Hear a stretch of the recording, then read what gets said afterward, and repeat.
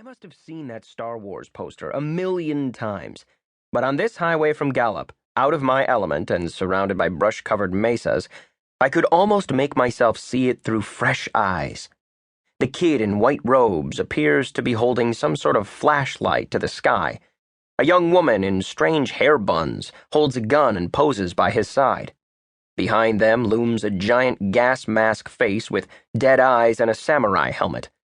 What a strange dream this movie must be. Just inside town is the Navajo Nation Museum, which spent the past 3 years persuading Lucasfilm to collaborate on this adaptation of Star Wars. I had to wonder why they persisted so long instead of choosing another translation project. And then I walked into the office of the museum director, Manuelito Wheeler, and saw a shelf full of Boba Fett figurines taking pride of place. Manny, as he is known, is a big bear of a guy with a stoic expression and silver flecks in his black ponytail hair.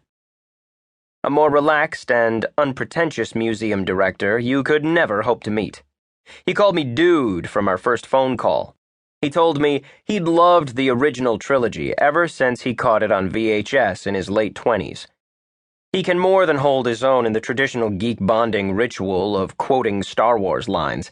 When I was running late for a subsequent meeting with him, we texted each other Death Star Trench Run dialogue. Stay on target. I can't maneuver. Stay on target.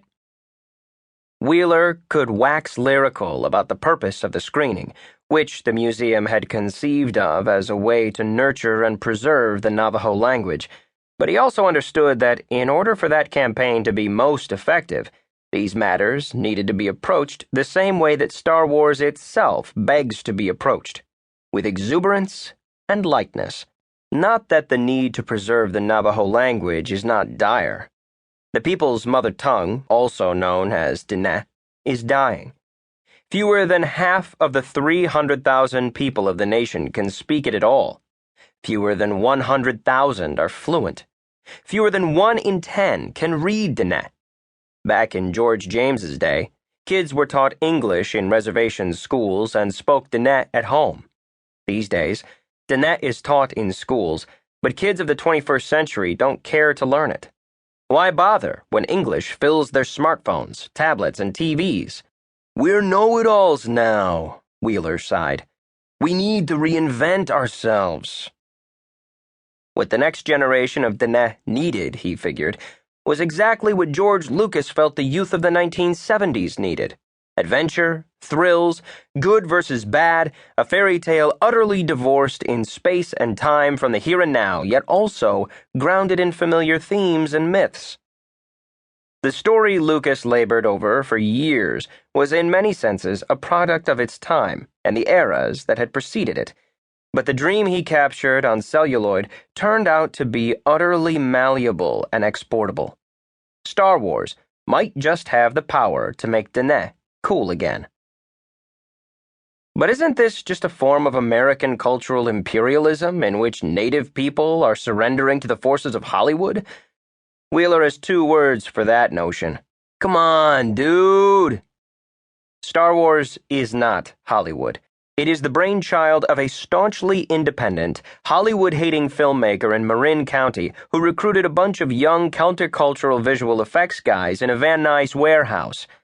The villain of this fairy tale, the Empire, was inspired by the U.S. military in Vietnam, the Ewoks by the Viet Cong, the Emperor by President Nixon. The fairy tale was charmingly benign enough to mask that fact, and now every culture around the planet, whether embattled or entitled, sees itself in the Rebel Alliance. But the subversive story was there from the moment Lucas sat down to write his first draft. Star Wars has got a very, very elaborate social, emotional, political context that it rests in, Lucas said in 2012. But of course, nobody was aware of that. And there's another reason for the Navajo to embrace Star Wars more than most cultures. There's something spiritual going on here, Wheeler says. He points out that Joseph Campbell, the giant of global mythology, steeped himself in Navajo culture. That was the subject of Campbell's first book, Where the Two Came to Their Father, 1943, published 3 years before The Hero with a Thousand.